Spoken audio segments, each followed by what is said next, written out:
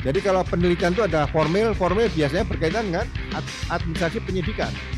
Nah, kalau dilihat dari administrasi penyidikan, ya kan, saya berani menjamin, saya katakan sebelumnya, ya mungkin kalau saya beda pendapat dengan pihak penyidik atau penuntut umum, berkas perkara Roy Suryo dan kawan-kawan ini sudah ada surat perintah penghentian penyidikan atau SP3. Jadi sama dengan kasus yang pernah saya ikuti persidangannya yang menimpa Pak Sekjen PD Perjuangan Pak Hasto, ya kan? Yang dilakukan oleh KPK, di mana penyidiknya itu adalah AKBP atau waktu itu Kompol Rosa di situ. Jadi selama persidangan saya ikuti, operasi tertangkap tangan ini terhadap Harun Masiku tidak pernah ada. Kalau memang pernyataan Pak di Reskrimum Polda Metro Jaya tadi, ada pernyataan jaksa yang menyatakan bahwa berkas perkara sudah cukup, tidak perlu dilengkapi lagi. Pihak penasihat Mas Roy Suryo, Dr. Tifa dan kawan-kawan tadi, ada Pak Rizal Padilla, Pak Rustam sama Ibu Kurnia. Nah, itu bisa bersurat ke Jaksa Agung Muda bidang pengawasan.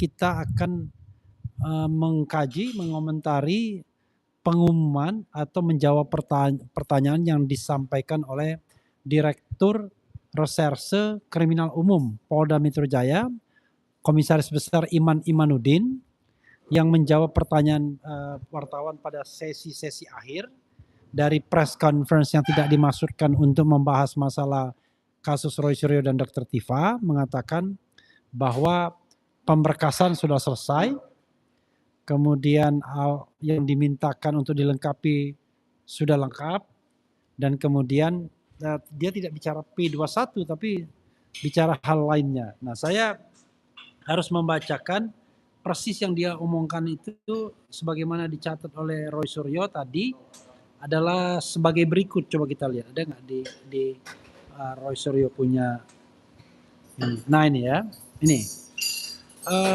ini yang dikatakan oleh Iman Imanuddin, menjawab orang lain, menjawab wartawan, dan kemudian oleh media itu diangkat sebagai leadnya, sebagai pemberitaan utamanya. Kata-kata dia gini, bahwa alhamdulillah jaksa sampai dengan hari ini sudah menyatakan bahwa berkas perkara yang kami kirimkan ke Kejati DKI tidak memerlukan lagi pemenuhan atas kekurangan-kekurangan yang kemarin sudah kami penuhi, ujar Iman kepada wartawan Selasa. Sehingga kami saat ini sedang berkoordinasi untuk melimpahkan pertanggungjawaban barang bukti dan para tersangka tersebut, kata Iman. Jadi itu yang dia katakan, bahwa jaksa tidak lagi meminta kelengkapan, tidak melakukan lagi pemenuhan atas kekurangan-kekurangan yang kemarin sudah kami penuhi. Nah, pertanyaan saya ke Pak Ugro adalah pertanyaan awal ya, lazim tidak polisi mengumumkan P21 seperti ini, terutama untuk kasus yang menyedot perhatian publik, di mana hanya menjawab pertanyaan dan tidak dimasukkan press conference untuk itu. Silakan, ini kelaziman saja dulu, bukan soal benar dan salah. Terima kasih. Jadi memang di luar kelaziman, pejabat kepolisian menyatakan di luar forum yang seharusnya dilaksanakan secara khusus, ya kan? Ini perkara yang menyita perhatian publik, yaitu pada akhir-akhir pertemuan tersebut dengan beberapa media, kemudian ada pertanyaan menyatakan bagaimana tentang P21 Roy Suryo dan kawan-kawan. Ya. Dinyatakan pihak kejaksaan sudah menyatakan tidak perlu lagi untuk melengkapi permintaan jaksa terhadap berkas perkara tersebut. Ya. Tidak ada kata-kata P21. Ini penegakan hukum itu harusnya ada kepastian hukum di situ. Jadi bagi saya seharusnya menunggu resmi surat dari kejaksaan yang menyatakan P21. Ya, P21 berarti berkas nyatakan lengkap seperti itu. Nah kalau belum ada, nah pernyataan jaksa ini apakah dapat dianggap sebagai P21? Pernyataan di reskrimum. Iya, kalau misalnya jaksa hanya menyatakan secara apa? Ya, dengan kata-kata saja, ucapan saja, atau secara oral dikatakan bahwa sudah menyatakan itu dalam bentuk lisan atau tertulis. Jadi kalau dalam bentuk lisan, saya rasa itu bukan pernyataan P21. Kemudian kalau memang belum ada P21 resmi dari pihak kejaksaan, kenapa harus berkoordinasi untuk segera melimpahkan penyerahan tahap 2, pelimpahan tahap 2 yaitu menyerahkan bukti dan tersangka. Ya. Jadi kembali lagi kepada pasal 8 Hukum Acara Pidana Undang-Undang 8 tahun 81 di situ tentang penyerahan berkas perkara. Jadi semua itu sudah diatur sesuai dengan peraturan Jaksa Agung. Ya di situ bagaimana pelimpahan tahap pertama, kemudian nanti ada kalau udah lengkap ya pelimpahan tahap kedua. Nah, dalam suatu penelitian jaksa, ya kan, karena di situ ada dijelaskan bahwa waktu, kemudian ada juga unsur-unsur dengan bukti yang ada apakah sudah cukup. Jadi kalau penelitian itu ada formil biasanya berkaitan dengan administrasi penyidikan. Nah, kalau dilihat dari administrasi penyidikan, ya kan, saya berani menjamin, saya katakan sebelumnya, ya mungkin kalau saya beda pendapat dengan pihak penyidik atau penuntut umum, berkas perkara Roy Suryo dan kawan-kawan ini sudah ada surat perintah penghentian penyidikan atau SP3. Nah, kalau sudah ada surat perintah penghentian penyidikan dalam suatu peristiwa pidana dalam satu laporan polisi, apakah mungkin masih bisa dilakukan untuk pelimpahan berkas ke jaksa kembali? Ya, atau pelimpahan tahap pertama itu juga bisa karena sudah dihentikan. Ya. Nah, apalagi sampai P21, pelimpahan tahap pertama saja tidak bisa dilaksanakan. Ya. Kemudian di situ sudah ditentukan beberapa tersangka dilakukan RJ. Berarti ini kan SP3 itu bukan lagi surat perintah penghentian penyidikan, tapi surat perintah penghentian perorangan. SP3 juga itu loh.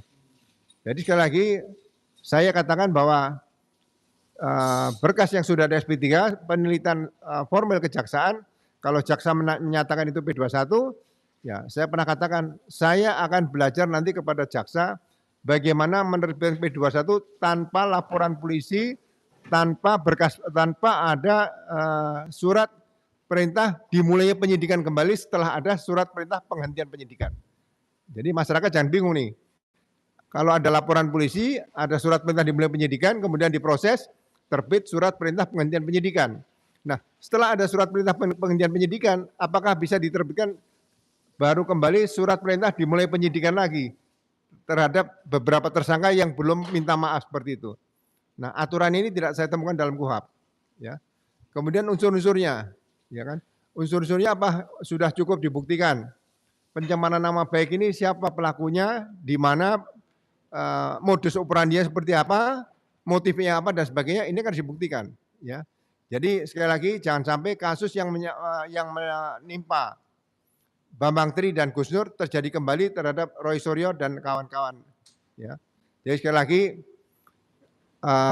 penyidik maupun jaksa penuntut umum tetap harus memperhatikan pasal 8 Undang-Undang Nomor 8 Tahun 81 tentang Hukum Acara Pidana.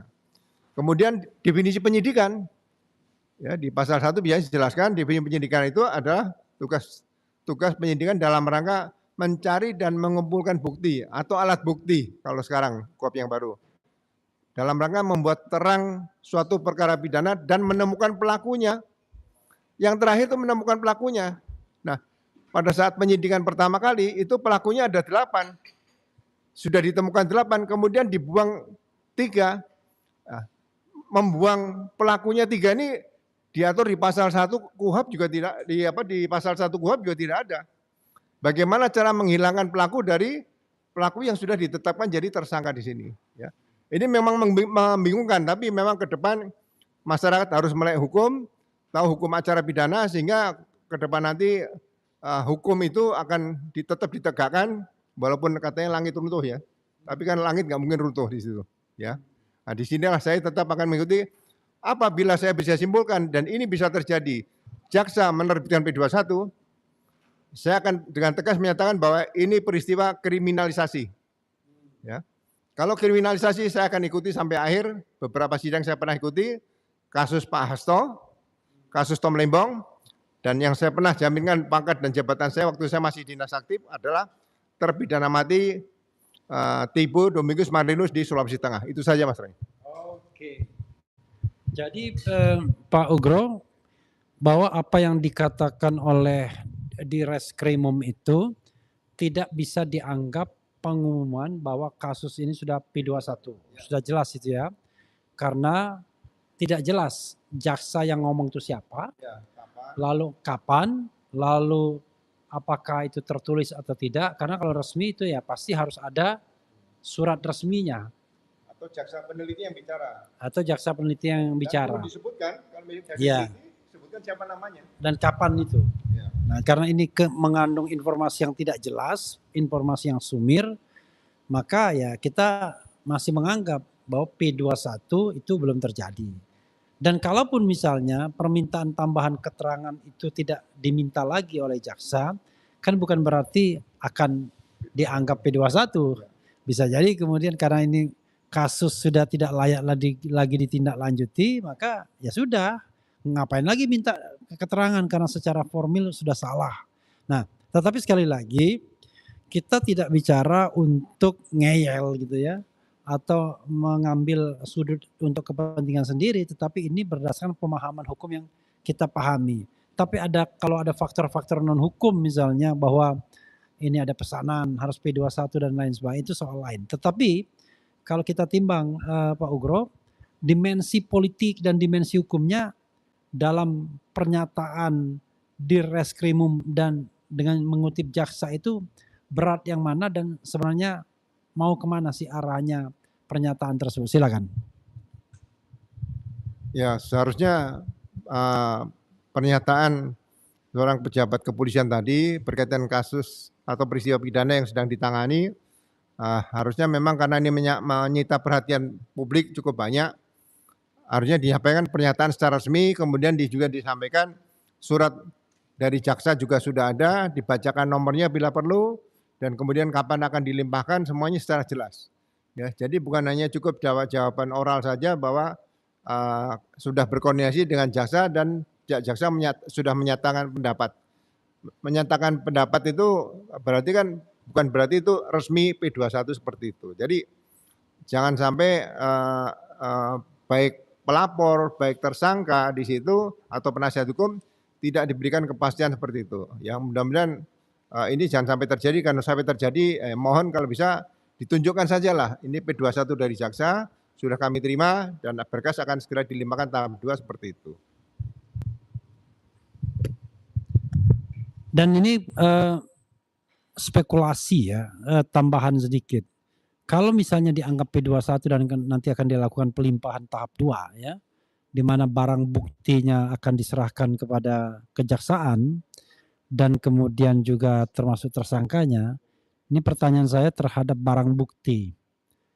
Apakah ijazah yang so-called dikatakan asli itu akan diserahkan juga, yang pernah ditunjukkan di Polda Metro Jaya pada gelar perkara khusus tanggal 15 Desember 2025 yang lalu, dan apakah jaksa peneliti itu akan mendalami lagi barang bukti itu, karena bayangan saya barang bukti secara fisik itu belum disampaikan kepada penyidik atau kepada jaksa peneliti.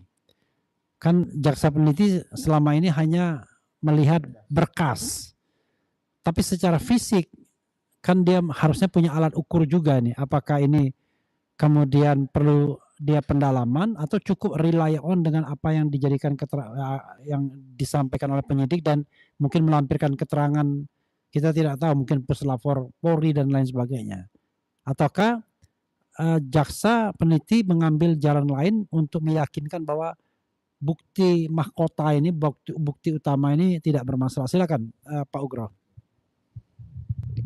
Ya, jadi kalau barang bukti yang dikatakan cukup banyak berarti 709. Kemudian juga ada barang bukti yang berkaitan dengan ijazah Pak Jokowi. Berarti itu semua barang bukti hasil kejahatan dan itu semuanya harus dilimpahkan nanti kepada jaksa.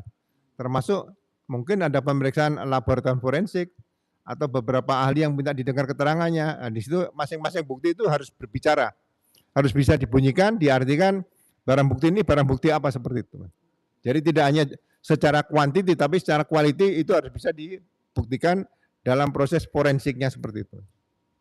Misalnya kalau jaksa merasa tidak puas terhadap barang bukti yang disampaikan, sokol katakanlah ijazah aslinya itu yang ditunjukkan di gelar perkara khusus tanggal 15 Desember 2025, apakah jaksa punya independensi untuk menguji barang bukti atau alat bukti tersebut? Silakan. Jadi pihak jaksa pasti harus menanyakan kepada penyidik barang bukti tersebut disita dari mana, dari siapa, kemudian apakah sudah dimintakan surat penyitaan, penetapan penyitaan dari pengadilan, kemudian apakah sudah diperiksa ke laboratorium forensik dan sebagainya. Berarti kalau sudah diperiksa laboratorium forensik, ada 709 hasil pemeriksaan laboratorium forensik tentang barang bukti tersebut, plus juga pemeriksaan ijazah. Nah, pemeriksaan ijazah ini juga pasti memuat penjelasan cukup banyak. Seperti contohnya, kapan ijazah didapatkan, proses untuk mendapatkan ijazah mungkin ada transkrip nilai dan sebagainya. Kemudian siapa dosen pembimbing waktu skripsinya, siapa dosen pembimbing akademis, apakah Pak Kasmujo juga pernah didengar keterangannya, kemudian Pak Kasmujo juga masuk dalam berkas perkara. Ini semua harus dilengkapi oleh penyidik dalam berkas perkara yang disampaikan kepada penuntut umum. Dan kalau penuntut umum tidak bisa meneliti apa yang harus dijadikan bukti nanti dalam persidangan, ya saya katakan bahwa kasus ini akan dianalogikan sama dengan kasus yang menimpa Bambang Tri dan Gus Nur itu, Mas.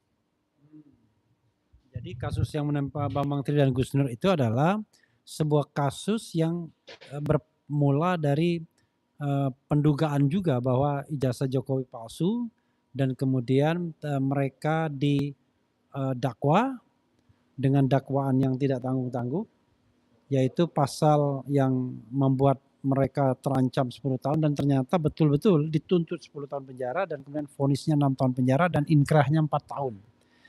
Tetapi yang menarik adalah dalam proses tersebut tidak ada konfirmasi bentuk ijazah yang diakui sebagai ijazah asli. Karena semua yang hadir adalah fotokopi, padahal kalau itu ijazah asli maka sudah hadir eksis sejak tahun 85 kan? Nah, tetapi kenapa baru ditunjukkan di Polda Metro Jaya pada tanggal 15 Desember 2025? Nah, ini menjadi pertanyaan dalam kasus Gus Nur dan Bambang Tri, kendati ijazah palsu atau ijazah asli itu tidak dihadirkan sokol ya, kok bisa tetap dihukum melakukan perbuatan-perbuatan yang terkait dengan ijazah palsu tersebut, baik itu ujaran kebencian maupun menyebarkan berita bohong. Bagaimana Pak Ugro? Jadi sama dengan kasus yang pernah saya ikuti persidangannya yang menimpa Pak Sekjen PD Perjuangan Pak Hasto, ya kan? Yang dilakukan oleh KPK, di mana penyidiknya situ adalah AKBP atau waktu itu Kompol Rosa di situ. Jadi selama persidangan saya ikuti, operasi tertangkap tangan ini terhadap Harun Masiku tidak pernah ada. Gitu loh. Harusnya kan berangkat dari operasi tertangkap tangan, ini tidak pernah ada.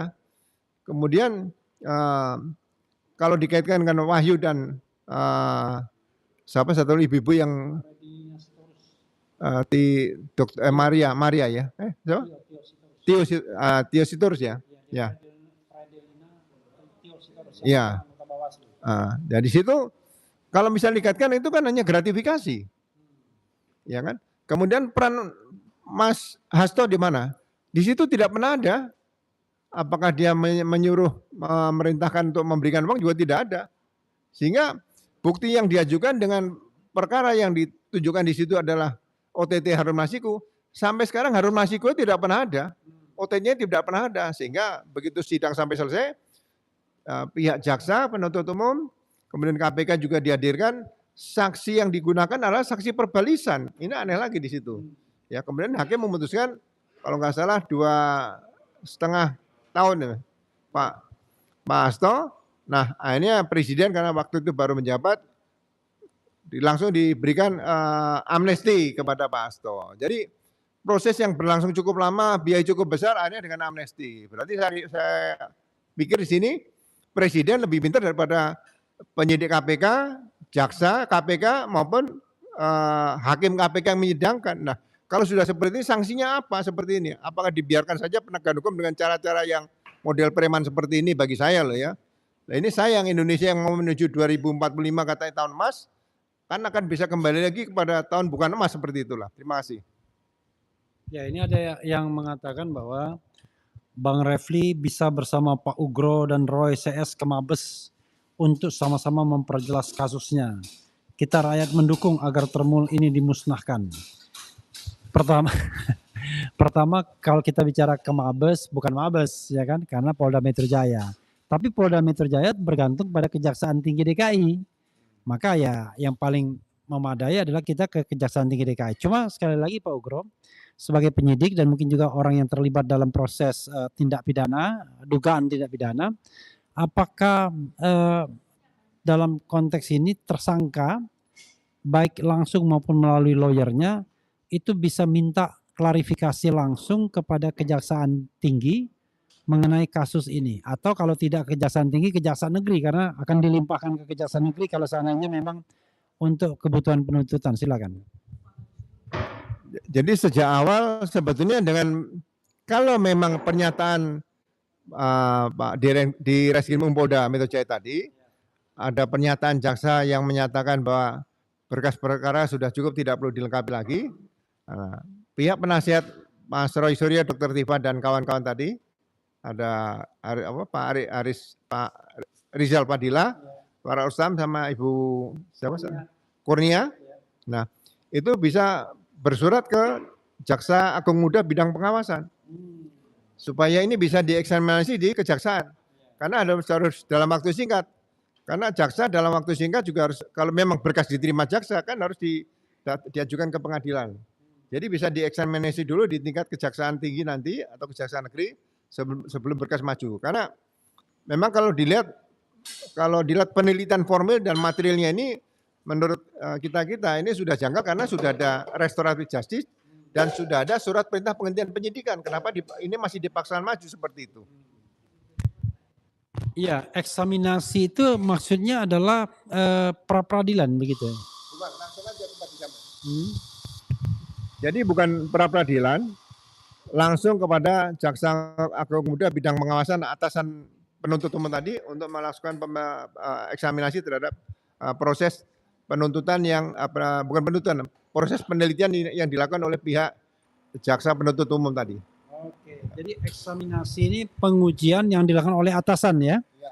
Oke, itu internal mereka. Tapi bagaimana dengan upaya melakukan pra peradilan kalau seandainya kita anggap bahwa penetapan tersangka ini tidak sesuai dengan prosedur, tidak sesuai dengan peraturan, melanggar undang-undang dan lain sebagainya, serta sebab-sebab lain yang bisa kita mintakan sebagai dasar dengan catatan bahwa misalnya disertasi Didit Wijayanto mengatakan yang namanya pra peradilan itu bukan success story, tapi sad story. Nah, bagaimana menurut Pak Ugro kalau seandainya Pak Ugro adalah lawyer penasihat hukum dari Roy Tifa. Tapi dengan catatan tadi Pak Ugro bahwa untuk klaster 1 Rizal Fadila, Kurnia Tri Royani dan kemudian juga Rustam Effendi itu sampai sekarang belum dilimpahkan, belum pernah dilimpahkan sekalipun. Jadi pembicaraan ini hanya terbatas pada Roy dan Dr. Tifa. Silakan. Ya, kalau memang sudah resmi kita menerima surat akan ada pelimpahan tahap 2. Nah, berarti kita bisa mengajukan gugatan nanti pra peradilan pada saat di penuntutan. Itu bisa dilakukan. Mudah-mudahan ini juga jalur yang bisa kita tempuh untuk mencapai keadilan yang sebenarnya seperti itu. Oke, tetapi sebelum disidangkan pokok perkaranya ya, pra peradilan. Jadi sebelum ketika dilimpahkan, kita udah ajukan pra peradilan agar kemudian ya, atau sebelum digelarnya sidang mungkin ya. Oke, sobat RH sekalian dan channel-channel lainnya, ada Abdul Ghafur Sangaji, ada Ugrosino Tribarata, ada Langkah Update, dan juga ada Roy Surya Official.